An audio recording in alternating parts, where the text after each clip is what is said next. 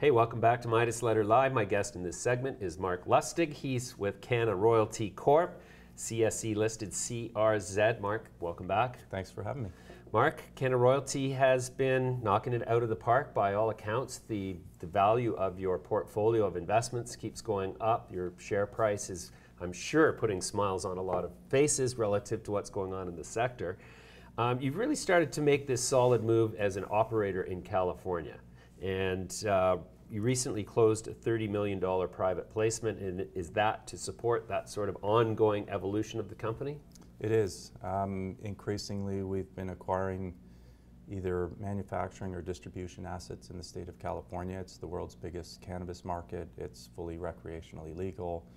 And we, at the moment, are dominating that market. And so it's a choice of where we would allocate resources. It's just much better for us to allocate resources into California, but that particular financing was largely for various initiatives that we're undertaking in California. Mm-hmm. Interesting. And the acquisition by Aurora of your roll technology, is that kind of emblematic of your intention to divest yourself of things that are non-core to the California operations? Exactly. In that case, Terry and his team did a lot of work on pre-rolled technologies. We had made that investment more than a couple of years ago. It was an excellent return on investment to our shareholders. We'd taken out of it various things that we wanted. For example, we now own or distribute the largest 4 pre-rolled brands in the state of California. So we developed brands on the pre-rolled side of the market, which we think is a huge part of the product segment that customers are looking for. And at the same time, we have a very good relationship with Aurora, and they wanted the license for Canada and international use of that technology. So it was a really good trade, if you will. Bought it at one price, sold it at a much higher price to a group that we trust.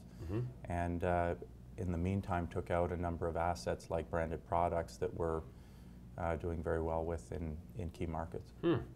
Very interesting. I just returned from a cannabis trip to California, as it were, and I spoke to some individuals who run dispensaries and some customers, and a couple things emerged that are existent as a problem in California, and I'm curious to hear how you're dealing with these problems. It sounds like they're not a problem for you, but one is that since the onset of the new rules, January 1st, 2018, that the testing requirements for suppliers into the retail channels has become much tougher, to the point where 70 to 80% of tested cannabis is being rejected due to pesticides.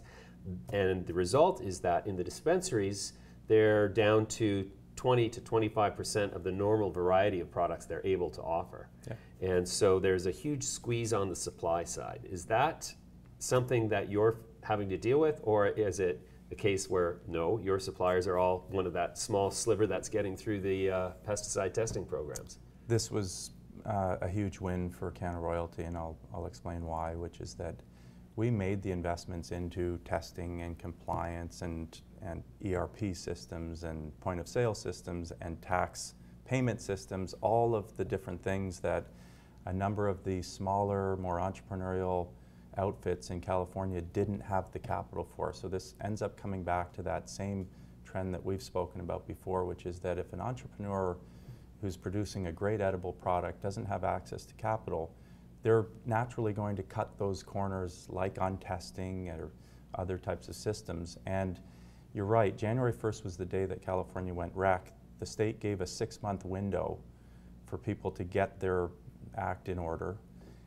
And as of July 1st, you had to comply with the state regulations. So what we saw is that in the last couple of weeks of June, the dispensaries were flooded with product that people needed to get out of the system that was going to not pass the state regulations. So in that period, obviously, the dispensaries were filled with discounted products. But as of July 1st, and right as the state had messaged, the enforcements went in. And at that point, it was sort of like we were the fishermen with the nets out during the storm when everybody else had to sort of come back to shore. We have done extremely well as of that point because of the investments that we made into those areas like you're talking about. So it's probably our products, or certainly products that we distribute that are largely the ones on the shelves right now. And you're in a lot of dispensaries in California. Yeah, we would cover somewhere between 70 and 80%. Our objective by the end of this year is to be covering 80% of all dispensaries in California. Wow.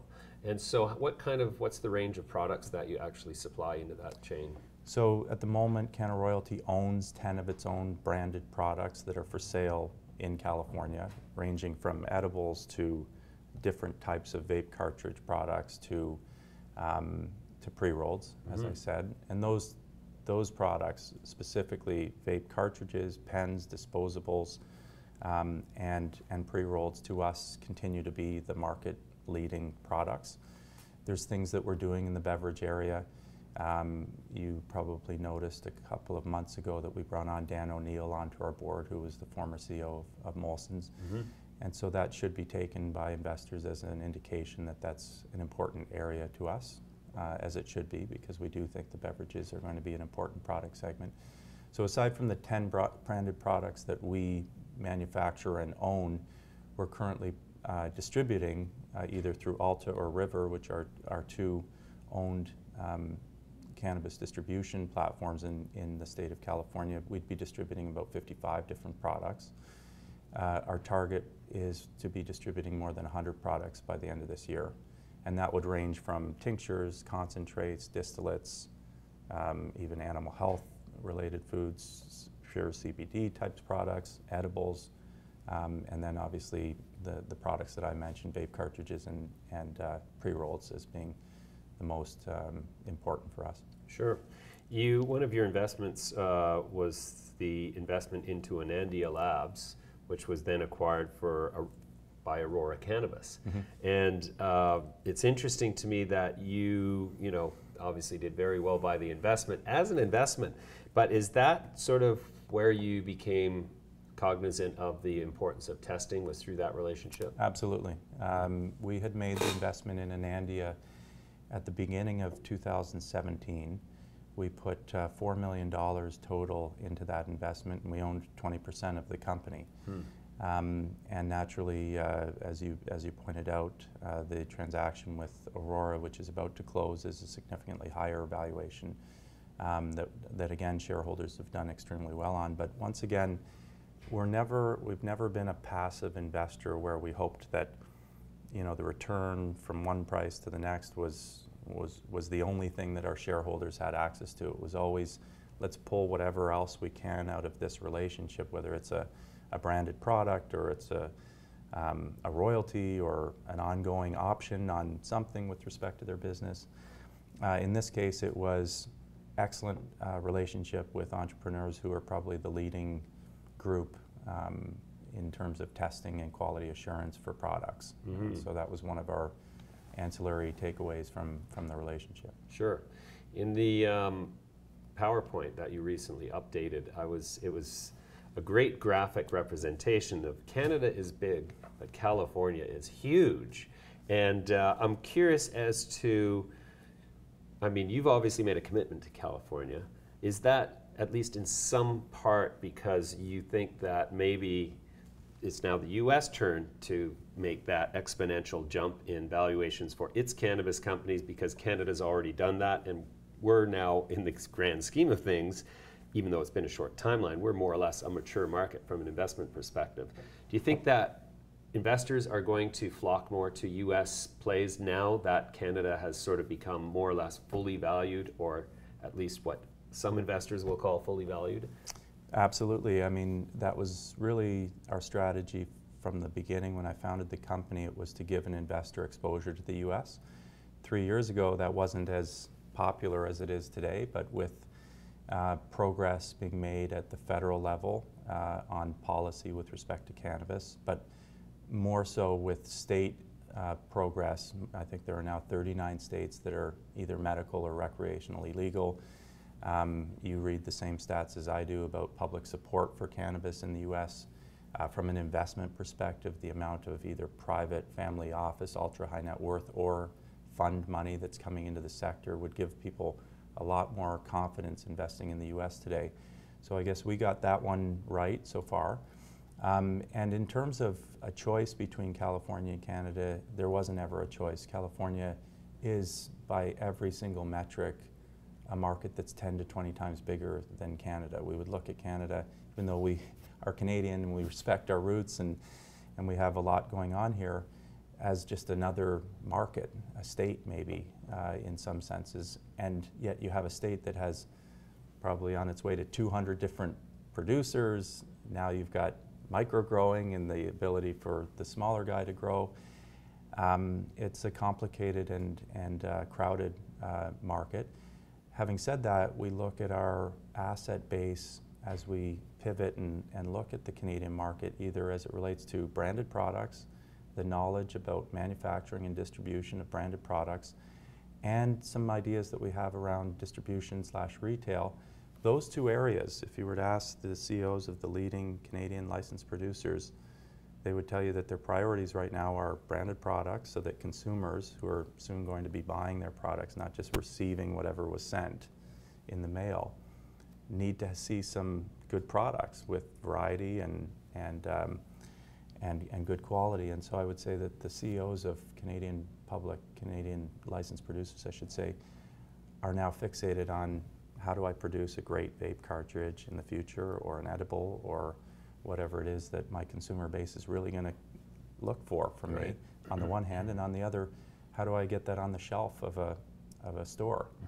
And so, you know, we've been doing all of this in California successfully in arguably the most sophisticated market, with a consumer base who doesn't have any time for a vape cartridge that doesn't work, or an edible that's lousy and melted inside the packaging. Like, you actually have to have figured this stuff out. So we look at our value proposition, even in the Canadian context, as very significant, but very unrealized yet by the Canadian or cannabis investor. And that's sort of how we were able to help on certainly the Anandia side with the sale to Aurora, and then, as you pointed out, the sale of the pre-rolled licensing technology to Aurora as well.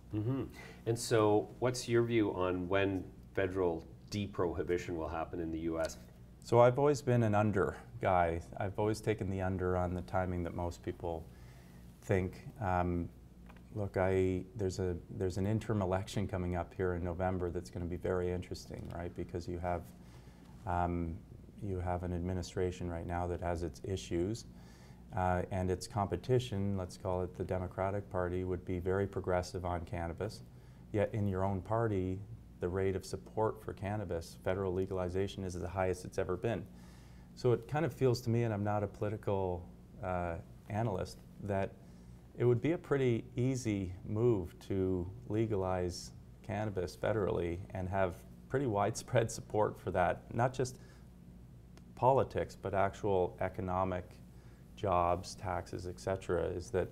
That's the trend that we've been on, is that people are actually realizing that this isn't, you know, devil's weed. This is actually a product that competes alongside a number of other different consumer products, and is creating jobs and creating a lot of tax revenues, and also on the science side, there's some really good progress happening. So I think I'm an under guy. I think it's less time than most people think. Sure.